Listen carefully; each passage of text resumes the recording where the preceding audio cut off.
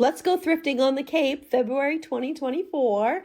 Every time I go over the Sagamore Bridge, I feel like I'm on vacation. There's just something about it. The first stop was the V&A Thrifting in South Yarmouth. It's run by volunteers, which I love, and the items are donations from the community, which is also really great. It's a big store with a lot of clothing, home items, golf clubs, music things, and of course, books, games, and craft supplies, which is what I'm looking for. The prices are super reasonable. For example, I got this complete Monopoly game for $2. It actually, I had to sit down on the floor to make sure everything was there because I'm like, $2, stuff has to be missing, but there wasn't. I got a pack of Yahtzee cards and a big jar of buttons for only $1. So definitely check it out if you're in the area. The prices, I found that this had really good prices. It was more crowded than I expected for a middle of the day at a thrift shop, but I think it's because the registry is right next door. So if you're going to get your license renewed or you have to get new, license plates for your car, then you're going to pop over to the thrift shop. After I checked out everything here, I put everything in the car and I drove up to the next stop. It was only a few minutes away, the Fisherman's House thrift shop.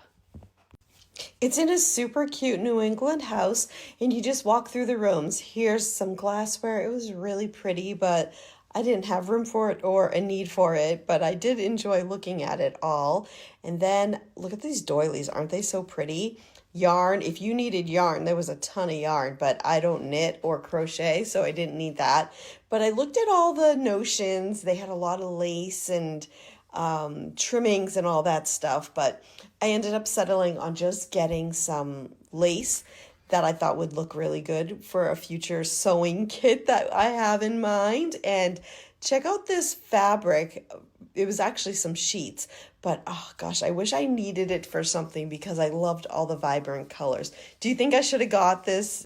I stopped for lunch because I needed Wi-Fi so I could get directions because AT&T was down. The Northside thrift shop was closed, so next stop was Capabilities thrift shop.